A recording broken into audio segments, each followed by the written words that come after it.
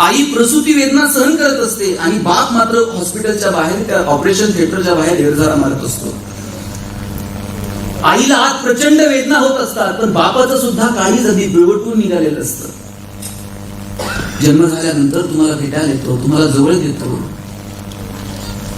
झोप येत नाही म्हणून तासन तास बाप खांद्यावरती घेऊन मिरवतो.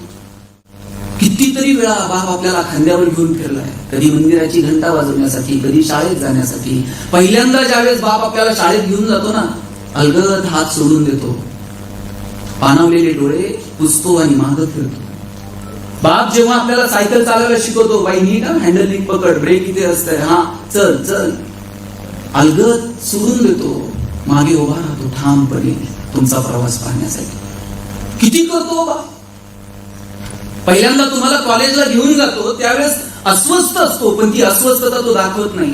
तुम्ही कॉलेजमधून घरी येईपर्यंत तो चिंतित असतो. तुमच्या लग्नामध्ये असा तुरा काढून मिळवत असतो बाप, छाती काढून चालत असतो, सगळ्यांना सांगतो पोरीचं कल्याण झालं. पण कन्यादान झालं ना, जावायच्या हातात हात देताना मान खाली घालतो आणि सांगतो, जावाय बापू सांभाळून घ्या, तर हाताच्या फोडाप्रमाणे पोरगी जपली हो, सांभाळून घ्या. किती करावं. आई बाप मुलं घरात एकत्र बसणार, बोल करून एकमेकाशी गप्पा मारणार, एकत्र जेवण करणार, मजा आहे, आनंद आहे. माणसं एकदा निघून गेली ना, मग त्यांचा सहवास नाही, मग त्यांच्याशी संवाद नाही, मग त्यांच्यासोबत स्पर्श नाही. माणसं जोपर्यंत जिवंत आहे तोपर्यंतच स्पर्श आहे, तोपर्यंतच संवाद आहे. म्हणून ज्यांच्या ज्यांच्या नशिबानं घरात बाप जिवंत आहे त्यांनी त्याच्याशी बोलावं. आम्हाला सगळ्या जगासोबत बोलायला वेळ आहे, पण घरातल्या बापासोबत बोलायला वेळ नाही. त्याच्या कृपेनं नाती फक्त माणसांना कळतात हो, जनावरांना ठराविक काळानंतर नाती सुद्धा कळत नाही. पक्षी आकाशात उंच भरारी घेऊन जातात, त्यांना नाही नंतर आठवत की माझी आई कोण, माझा बाप कोण. आपण माणसं, आपल्याला जन्म देणारी आई आठवली पाहिजे, जन्म देणारा बाप आपल्याला कळला पाहिजे, त्यांच्यासाठी आपण कृतज्ञ असलं पाहिजे. ही भावना जपावी याच्यासाठी सगळा हा अट्टहास आहे. शेतकरी त्याची जनावरं हरवली होती आणि ते सगळ्या गावात जनावरं शोधत होते. ज्याला जाईल त्याला विचारायचं की माझी जनावरं सगळे हरवलीत, पुढे बघितली का, कुणाला टाइम आहे तुझी जनावरं बघायला, ते बाबा दुसरीकडे बघ म्हणायचे. एकही माणूस त्याला सांगायला तयार नाही की तुझी जनावरं इथे इथे बघितलीत.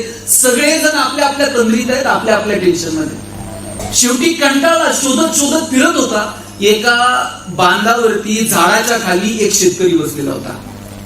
ते शेतकरी पण एकदम टेन्शन मध्ये होतं. सकाळीच त्याच्या बायकोचं त्याचं भांडण झालं आणि हे त्याला जाऊन विचारतंय, जनावरं हरवली पुढे बघितली. त्याला असला राग आला, त्यानं गोफण घेतली ना असा दगड फिरकावला. हे बिचार गोळ होतं. ह्याला वाटलं हे सांगतंय त्या दगडाच्या दिशेनं जनावर आहेत. जिकडं दगड फिरकवला तिकडं बघायला गेले आणि सुदैवानं त्याच दिशेला त्याला त्याची जनावरं सापडली. हे इतकं खुश झालं, म्हणजे अख्ख्या गावात सगळ्यांना विचारत होतं जनावरं कुठे आहेत, कुणीच सांगायला तयार नाही. आणि यांनी बरोबर सांगितलं. म्हटलं 10 गाय आहेत, याच्यातली एक लंगडी गाय आहे. म्हटलं ती त्या शेतकऱ्याला गिफ्ट देऊन टाकू. त्याच्यामुळे बाकीच्या सापडल्या. म्हटलं ती लंगडी गाय घेऊन ते त्या शेतकऱ्याकडे चाललंय. तिथं जवळ गेला आणि त्याला म्हणला, तुझ्यामुळे जनावरं सापडली, ही लंगडी गाय मला तुला भेट द्यायची. ते शेतकरी म्हणते, तुझ्या पाया पडून सांगतो मी दगड आणलेला नाही, मी हिला लग्नी केलेली नाही. म्हटलं कुणी कुणाचं ऐकायलाच मोकळं नाही हो. प्रत्येक जण आपल्या आपल्या तंद्रीत आहे. हे म्हणतोय बाबा मी म्हणतच नाही तू दगड आणलाय, ही घे तुला. तुला शेवटचं सांगतो मी काही केलेलं नाही. म्हटलं बरं तिकडून घोड्यावर येत होता. ह्या दोघांची एवढी भांडणं त्या घोडेवाल्यानं ऐकली. त्या घोडेवाल्याकडे दोघं गेले. हे म्हणतंय माझी लंगडी गाय, याला गिफ्ट द्यायची, याला भेट द्यायची. ते म्हणतंय शपथ घेऊन सांगतो मी दगड आणला नाही. घोड्यावाला म्हणला तुम्ही दोघं गप्प बसा. म्हणला हे घोडं मी विकत आणलंय, मी काय चोरून आणलंय काय. म्हणजे घेणं नाही देणं, या तिघांची एवढी भांडणं शेवटी राजापर्यंत गेली. बरं राजाचं ऑलरेडी 2 राण्या, दोघींसह भांडणं झाली. दोन्ही यानं राजवाड्याच्या बाहेर काढलेल्या. आणि हे तिघांचं जाऊन काय चाललंय, हे म्हणतंय माझी लंगडी गाय ह्याला द्यायची, ते म्हणते मी दगड आणला नाही, हे म्हणते घोडा मी विकत आणलाय. राजा म्हणला तिघं बाहेर. तुम्हीच काय म्हणला, अख्खं प्रधानमंडळ जरी आलं ना तरी राण्याला आत घेणार नाही म्हणला.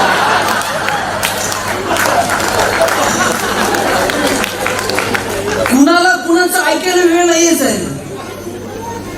म्हणजे माणसं सगळे टेन्शन मध्ये आहेत, आपल्या आपल्या तंद्रीत आहेत. त्यातून कधीतरी बाहेर आलं पाहिजे.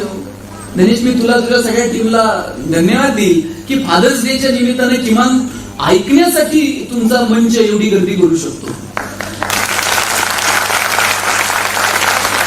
आणि मी तुम्हाला मार्गदर्शन वगैरे करण्याच्या फंदात पडणार नाही. ते मोबाईलची बॅटरी जर हँग झाली, म्हणजे तुम्ही पहा एकाच वेळेला जर फेसबुकला मेसेज आलाय, नंतर व्हॉट्सअपला आलाय, नंतर लगेचच कॉल आलाय, हे सगळे जर ऍप्लिकेशन एकाच वेळेला सुरू असतील तर मोबाईलचं काय होतं? आणि मग हँग झाल्यावर तुम्ही काय करता? आणि कधी कधी रिस्टार्टचं बटन पण हँग होतं. आणि मग काय करता? बॅटरी काढता, फुंकर घालता, पुसता, मग मोबाईल मध्ये टाकता. हा पुढचा 1-1.5 तास फक्त बॅटरी काढण्याचा कार्यक्रम आहे, एवढं लक्षात ठेवा. थोडस जे रोजच्या जीवनातून थोडस बाजूला येऊ, थोडस नात्या गोत्यांकडे बघू. भगवंताच्या कृपेनं नाती फक्त माणसांना कळतात हो, जनावरांना ठराविक काळानंतर नाती सुद्धा कळत नाही. पक्षी आकाशात उंच भरारी घेऊन जातात, त्यांना नाही नंतर आठवत की माझी आई कोण, माझा बाप कोण. आपण माणसं, आपल्याला जन्म देणारी आई आठवली पाहिजे, जन्म देणारा बाप आपल्याला कळला पाहिजे, त्यांच्यासाठी आपण कृतज्ञ असलं पाहिजे. ही भावना जपावी, याच्यासाठी सगळा हा अट्टहास आहे. आम्ही नेमकं काय करायचं ठरवलंय, आम्ही नेमकं काय वागायचं ठरवलंय.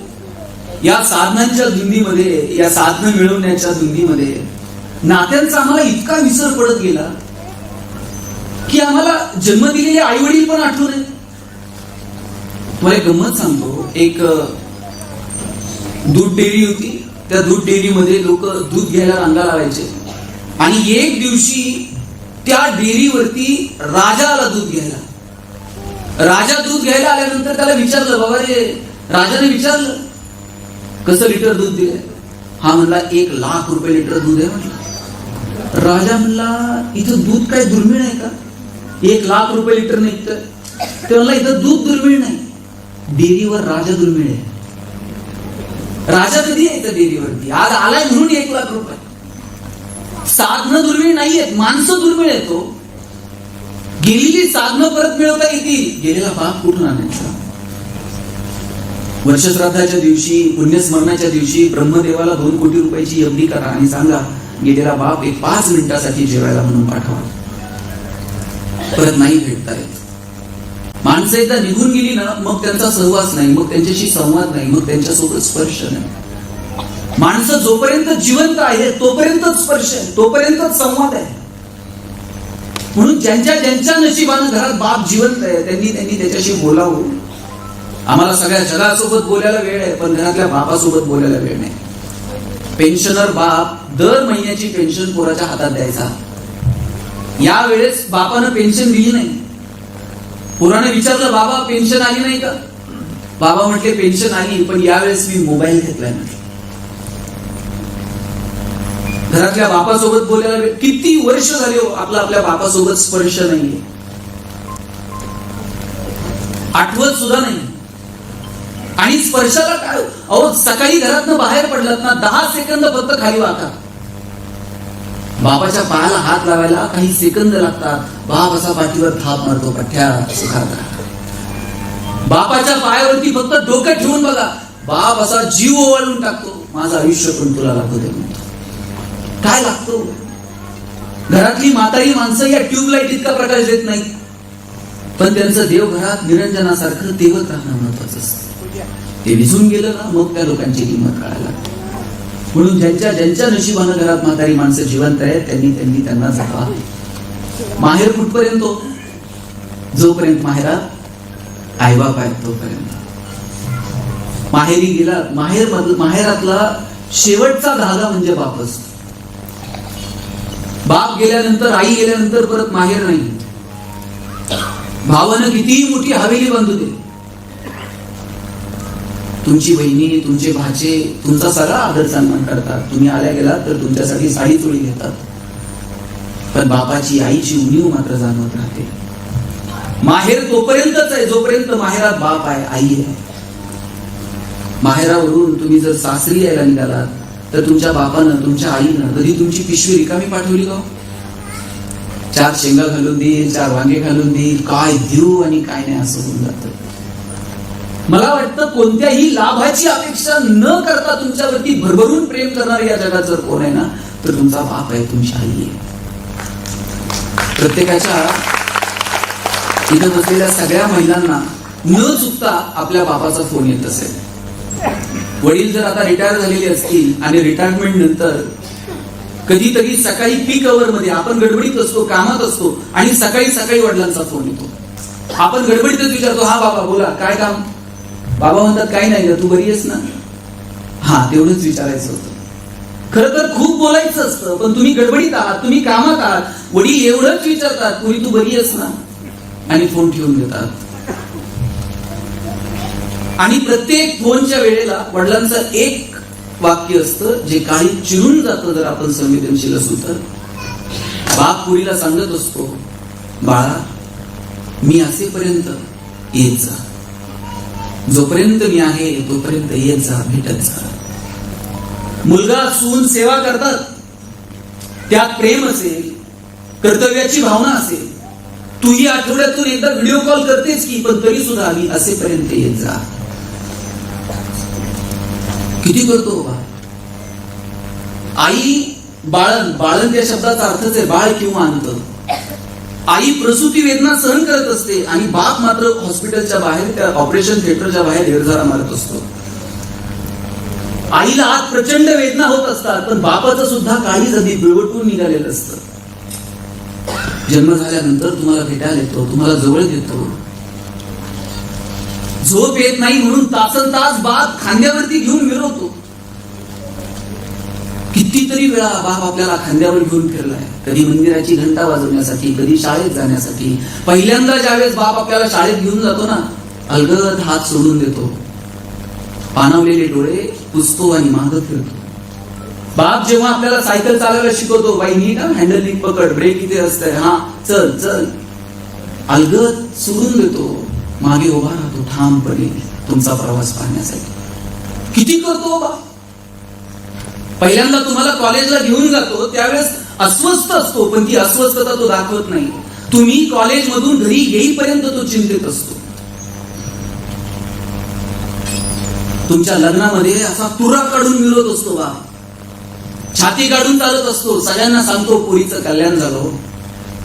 पण कन्यादान झालं ना, जावायच्या हातात हात देताना मान खाली घालतो आणि सांगतो, जावाई बापू सांभाळून घ्या, तर हाताच्या फोडाप्रमाणे पोरगी जपली हो, सांभाळून घ्या. किती करावं अहो बाप? सुनेचा हात म्हणजे सून ज्यावेळेस घरात स्वीकारतो त्यावेळेस तिच्या बापाला सांगत असतो, सून नाही हो, आमची पोरगी आहे. आणि आपल्या पोरीचा हात कुणाच्या तरी हातात देताना सांगतो, तळ हाताच्या फोडाप्रमाणे जपलीये, सांभाळून घ्या. हा बाप जोपर्यंत जिवंत आहे तोपर्यंत त्याच्याशी बोला, तोपर्यंत त्याच्याशी संवाद साधा. जोपर्यंत त्याच्या जीवनात त्याची अर्धांगिनी असते, जोपर्यंत त्याची पत्नी असते, तोपर्यंत तो वाघासारखा असतो बाप. पण ज्या वेळेस त्याची पत्नी त्याला सोडून जाते, खरं तर आतून भितरलेला असतो, आतून खचलेला असतो, पण दाखवत नाही. ऍडजस्ट करून घेतो सगळ्यांसोबत. नातवासोबत खेळतो, नातीसोबत खेळतो, नातवासोबत खेळताना घोडा घोडा करतो. नातवाकडनं स्मार्टफोन कसं वापरायचा ते सुद्धा शिकून घेतो. कधीतरी सुनेला म्हणतो, हातात राखी बांधशील? विस्कटलेली नाती पुन्हा नव्यानं जोडण्याचा तो प्रयत्न करतो. मुलाचं लग्न होत असताना मन सावरून घेतो, मन बांधून घेतो. एक नवीन अंक, एक नवीन प्रवासाला त्याच्या सुरुवात झालेली असते. काय होईल जगणं? आणि अशा वेळेला बाप कधीतरी आठवड्यातनं फोन करतो आणि सांगतो, मी असेपर्यंत येत चला. माझं इथं बसलेल्या सगळ्या माता भगिनींना, सगळ्या तरुण मित्रमैत्रिणींना या फादर्स डे निमित्तानं सांगणं, आठवड्यातनं जेव्हा तुमच्या बापाचा फोन येतो आणि कानावरती आवाज येतो ना, मी असेपर्यंत येत जा. खरंच बाप आहे तोपर्यंत जा.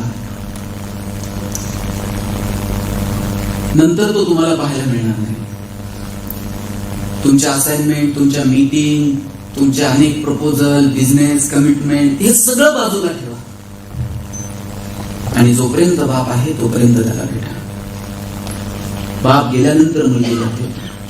एसटीतनं उतर, अहो पोरीचं बापाचं प्रेम काही वेगळंच आहे. बाप गेल्याचं पत्र आलं ना, फोन आला ना, मुलगी रडत निघते, बस मधनं उतरते, हंबरडा फोडत जाते, बापाच्या छातीवर डोकं ठेवून रडायला लागते. बापाला माहित नसतं माझी छकुली आली.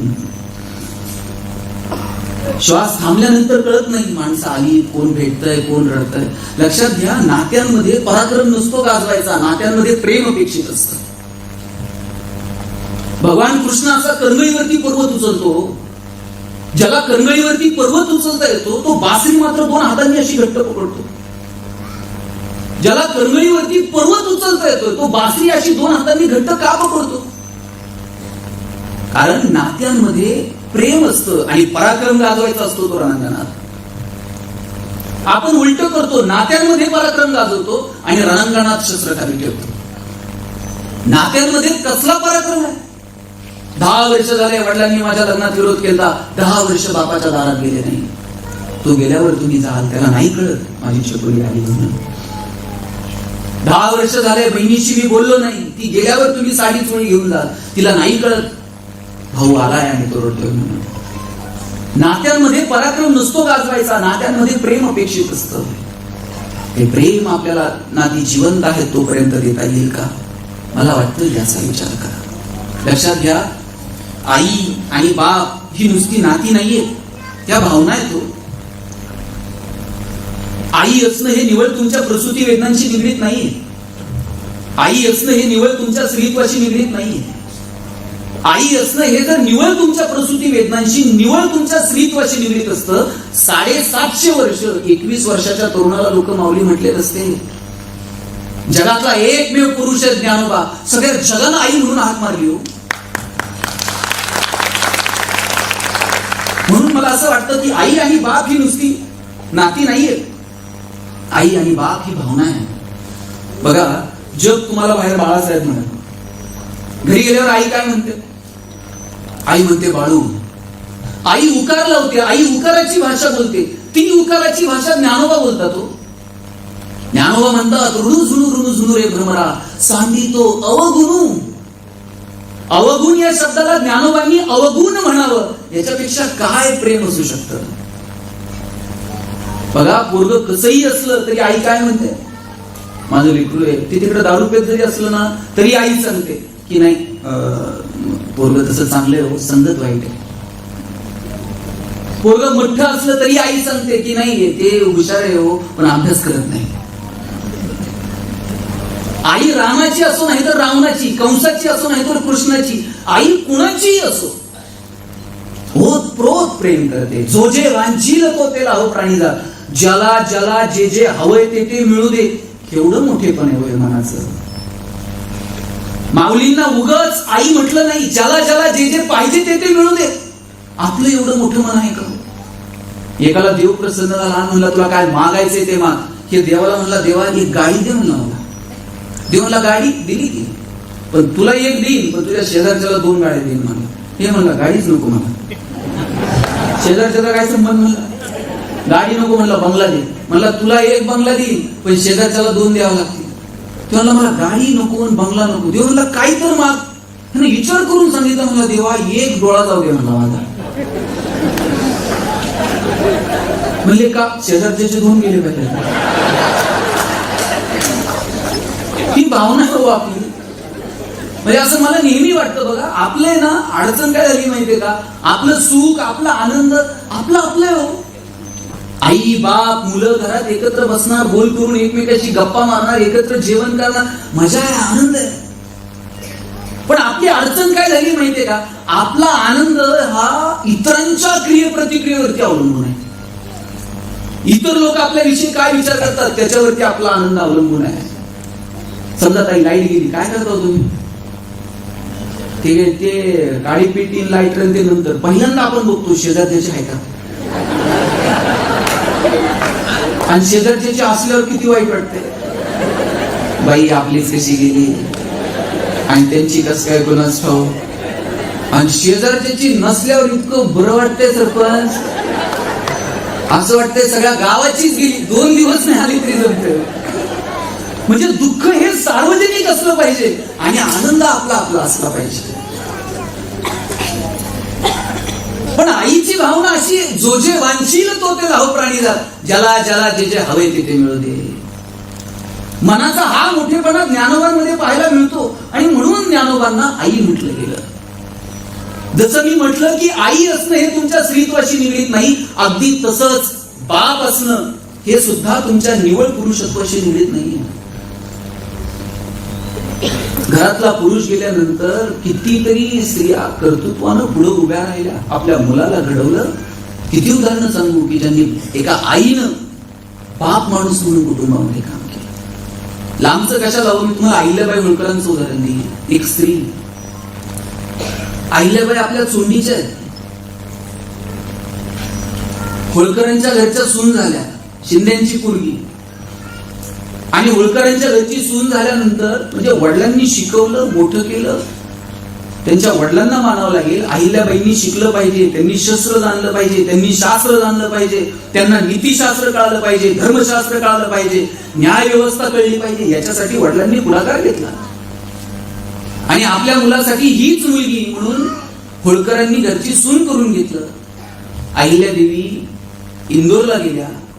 अहिल्यादेवींचे वडील वारले, आई गेली, पती गेला, सासरे गेले, मुलगा गेला, जावाई गेला, लेक गेली.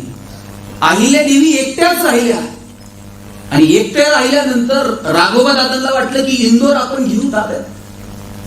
5-10 हजाराचा फौज फाटा घेऊन आले शिपरी नदीच्या काठावरती. आणि अहिल्यादेवींना कळालं की इंदोर घ्यायला राघोबा दादा आले. अहिल्यादेवी एक स्त्री आहे, पण राघोबा दादांना पत्र लिहिलं, राघोबा दादा दान म्हणून जर मागाल तर तुमच्या वाट्याचं दान तुम्हाला देऊन टाकू, पण हिसकावण्याच्या दृष्टीने जर आला असाल तर 2000 महिलांचा फौज फाटा घेऊन स्वतः अहिल्या रणांगणात उभी राहील आणि हातात भाला घेऊन उभी राहील. राघोबा दादांना पत्र लिहिलं. विचार करा, मी जर हरले तर इतिहास मला नावं ठेवणार नाही, पण महिलांच्या फौजेकडून तुम्ही जर हरलात तर इतिहास त्याची काय नोंद ठेवी. राघोबा दादांनी पत्र लिहिलं, अहिल्या मी लढायला नाही, तुझा मुलगा गेला म्हणून तुला भेटायला आलं. उलट पत्र पाठवलं राघोबा दादांना अहिल्यादेवींनी. मग त्याच्यासाठी 5-10 हजारांचा फौज फाटा कशाला, पालखीत बसून या, स्वागत करेल अहिल्या तुमचं. अहो एक स्त्री बापासारखं लढली, कणखरपणे समोर गेली.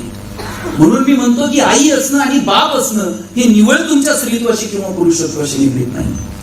ती एक भावना आहे, ती भावना आपण समजून घेतली पाहिजे. बाप म्हणून आपण आपल्या मुलाला नेमकं काय द्यायचं हे ठरवलं पाहिजे. आपल्या डोक्यात एक पक्क आहे की 7 पिढ्या पुढे एवढं बाप म्हणून मी निर्माण करून ठेवेल. लायकी निर्माण करावं कमवायची. तुम्ही किती कमवून ठेवा, पोरगं नालायक असलं तर 2 दिवसात उडवते.